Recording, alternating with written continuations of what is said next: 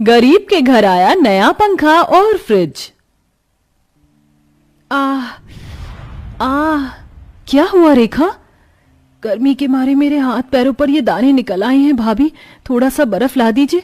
थोड़ा बर्फ लगाऊंगी तो आराम मिल जाएगा। रेखा, गर्मी को देखते हुए उस बर्फ वाले ने अब 100 रुपए की बर्फ कर दी है। और तुम तो जानती हो कि तुम्हारे भैया पूरे दिन में ही मुश्किल से 60-70 रुपए कमा पाते हैं। हे भगवान, भाभी अब मैं क्या करूं? मुझसे तो ये जलन और बर्दाश्त नहीं हो रही। अगर इस गर्मी में हमारे घर में भी एक फ्रिज होता तो हमें ऐसे एक बर्फ के टुकड़े के लिए तरसना नहीं पड़ता। रेखा के दाने से हो रही जलन को देख समीक्षा धूप में नंगे कुएं के पास जाती है और वहां से ठंडा पानी लाकर अपनी नंद को देती है, जिससे नहाकर उसकी नंद को थोड़ा आराम मिलता है। अब जाकर थोड़ा आराम मिला, लेकिन भाभी फिर थोड़ी देर में मुझे पसीने आने शुरू हो जाएंगे। फ्रिज तो बहुत दूर की बात है, हमारे घर में तो एक पंखा तक नहीं है। रेखा, तुम तो जानती हो कि तुम्हारे भैया दिन भर में कितना कमा पाते हैं और मुझे भी खाना बनाने के महीने का सिर्फ 2000 रुपए ही मिलते हैं। इसमें ही हमें सब देखना होता है। लेकिन कब तक भाभी हम इस गर्मी को बर्दाश्त करेंगे? दोनों नंद भाभी गर्मी को लेकर आपस में बात कर ही रहे होते हैं कि तभी वहां समीक्षा के दोनों बच्चे मोनू और मालती स्कूल से आ जाते हैं। माँ, बहुत भूख लगी है, जल्दी से खाना दे दो, भूख बर्दाश्त नहीं हो रही है। क्या हुआ बच्चों? और आज तो मैंने रोटी तुम्हें ज्यादा दी थी, क्या तुम लोगों ने स्कूल में लंच नहीं किया? माँ, सारा खाना गर्मी की वजह से खराब हो गया था। लेकिन ऐसे कैसे? रात की सब्जी तो मैंने कई बार गर्म करके तुम दोनों को दी है। भाभी, वो ठंड की बात थी, अब गर्मी है। माँ, बहुत भूख लगी है, जल्दी से खाना दे दो। तुम हाथ मुंह धो लो, मैं तुम्हारे लिए खाना लगाती हूँ। समीक्षा दोनों बच्चों के लिए खाना निकालने के लिए जैसे ही कढ़ाई खोलती है तो कढ़ाई की सारी सब्जी खराब हो चुकी थी और उसमें से बहुत गंदी बदबू आ रही होती है। हे भगवान, 2 घंटे पहले ही तो मैंने सब्जी बनाई थी, इतनी जल्दी खराब कैसे हो गई? कहा था ना मैंने, ये गर्मी का मौसम है। अगर आज हमारे घर में एक फ्रिज होता तो ऐसे खाना खराब नहीं होता। जहां गर्मी में पंखा न होने की वजह से वो लोग चैन से सो नहीं पाते थे, वहीं फ्रिज न होने की वजह से रोटी भी ढंग से नहीं खा पाते हैं। दीदी, बहुत गर्मी लग रही है, नींद नहीं आ रही है मुझे। मोनू, गर्मी तो मुझे भी लग रही है।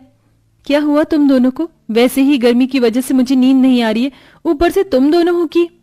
वो क्या करे, गर्मी की वजह से हमें भी नींद नहीं आ रही है, ऊपर से गुमोरी और मच्छर। बाबा, आप पंखा कब लेकर आओगे? अब इस गर्मी में पंखे के बिना और नहीं रहा जाता। देखो ना हमारे हाथों पर कैसे गुमोरी हो गई है। मोनू बेटा, जब बाबा के पास पैसे आ जाएंगे तो वो जरूर पंखा लेकर आएंगे। अपने दोनों बच्चों को गर्मी से इस कदर परेशान होता देख समीक्षा रात भर अपने दोनों बच्चों को पंखा करती रहती है। गर्मी की वजह से पूरे परिवार को हर दिन बहुत मुश्किलों से गुजरना पड़ रहा था। धीरे धीरे बढ़ती गर्मी की वजह से सब लोगों की हालत अब काफी ज्यादा खराब होने लगी थी। सबके शरीर पर घमौरियां, रैशेज, दाने ये आना तो अब आम बात हो गई थी। अरे ये क्या समीक्षा, तुम्हारे हाथों और गले पर ये लाल लाल निशान कैसे? मालकिन, ये तो गर्मी की वजह से हो गया है। ओह अच्छा, सुनो, फ्रिज से बच्चों के लिए आइसक्रीम ले आना, दोनों स्कूल से आ गए हैं।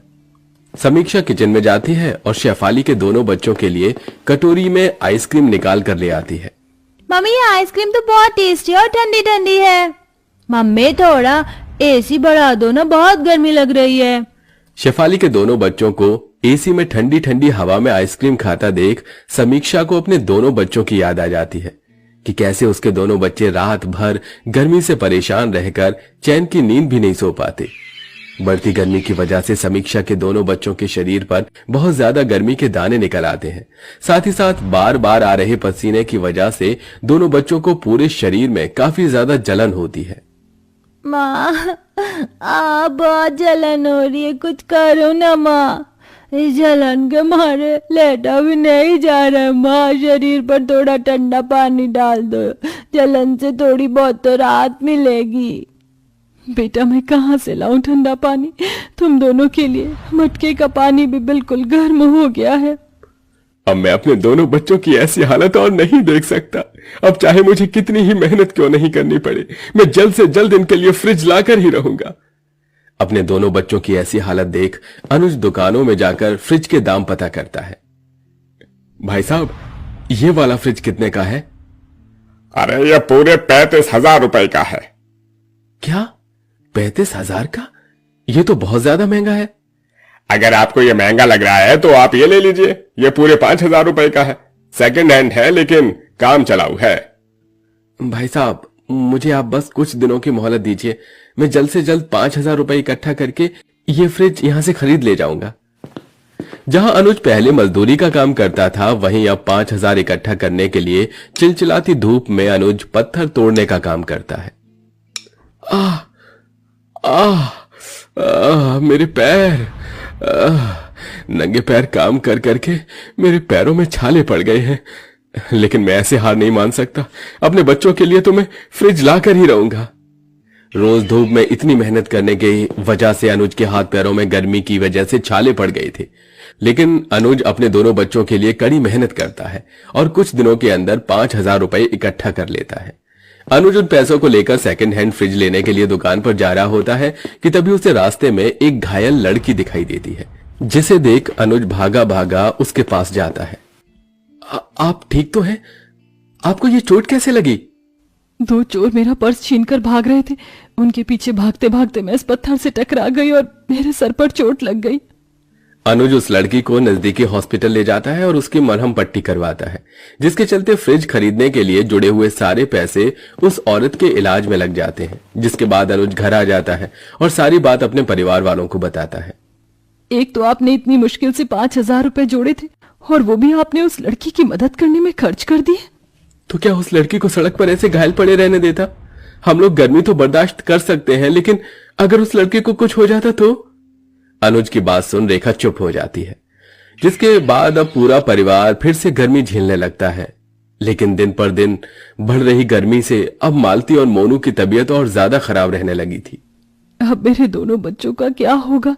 गर्मी में उनकी ऐसी हालत देख मुझसे रहा नहीं जा रहा है। अब तुम ही कुछ चमत्कार दिखाओ भगवान, हम गरीबों पर कुछ तो रहम कर। समीक्षा ये कहते हुए किचन में खाना बनाते बनाते रोने लगती है कि तभी वहां शेफाली आ जाती है और उसकी सारी बातें सुनती है और उसे थोड़ी देर बाद उसे हॉल में बुलाती है। जी मालकिन, आपने बुलाया? तुम्हें कुछ देना था, ये लो। ये तो वो मैंने दरअसल तुम्हारी सारी बातें सुन ली थी जब तुम किचन में रो रही थी। तुम्हारी तरह मैं भी एक माँ हूँ और एक माँ ही दूसरी माँ का दर्द समझ सकती है, और तुम्हारी ऐसी हालत मुझसे देखी नहीं गई, इसलिए मैं तुम्हें पंखा दे रही हूँ तुम्हारे बच्चों के लिए। मेरी तरफ से ये एक तोहफा है। अब तुम्हारे बच्चों को गर्मी से और परेशान नहीं होना पड़ेगा। शेफाली की बात से समीक्षा की आंखों में आंसू आ जाते हैं। समीक्षा उस पंखे को घर लाती है। अनुज पंखे को लगा देता है। पंखे से आ रही ठंडी ठंडी हवा से मानो सबकी गर्मी उड़नछू हो चुकी थी। दोनों बच्चे भी ठंडी हवा के मजे ले रहे थे कि तभी उनके घर के दरवाजे पर दस्तक होती है। अनुज जैसे ही दरवाजा खोलता है तो उसके सामने वही लड़की को खड़ा पाता है जिसकी उसने मदद की थी। आप यहाँ? जी, वो मैंने अस्पताल के आसपास लोगों से पूछकर बड़ी मुश्किल से आपके घर का पता ढूंढा है। उस दिन आप मुझसे बिना मिले ही चले गए थे और मैं आपका ठीक से शुक्रिया अदा भी नहीं कर पाई। मुझे पता चला जो पैसे आपने मेरे लिए खर्च किए वो पैसे से आप अपने परिवार के लिए फ्रिज लाने वाले थे। मुझे सुनकर बहुत बुरा लगा, इसलिए मैं आपको एक फ्रिज देना चाहती हूँ। मैंने तो बस आपकी मरहम पट्टी करवाई थी और आप उसके बदले मुझे फ्रिज दे रही हैं। मैं आपका एहसान कैसे चुकाऊंगा? इसमें एहसान वाली कोई बात नहीं है। आप धीरे धीरे करके इस फ्रिज के पैसों को किश्तों के तौर पर चुका देना। थोड़ी ही देर में दो आदमी एक बड़ा सा फ्रिज लेकर अनुज के घर पहुंचते हैं, जिसे देख उसके दोनों बच्चे बहुत खुश होते हैं। आज तो हमारे घर में पंखा फ्रिज दोनों आ गए। अब तो हम इस पंखे की हवा में आराम से सोएंगे और साथ ही साथ हमारे नए फ्रिज में हम रोज आइसक्रीम जमा कर खाएंगे। दोनों बच्चे को इतना खुश देखकर बाकी सब घर वालों के चेहरे पर भी खुशी आ जाती है, जिसके बाद अब उन लोगों को ना ही तो गर्मी में ठंडा पानी के लिए तरसना पड़ता है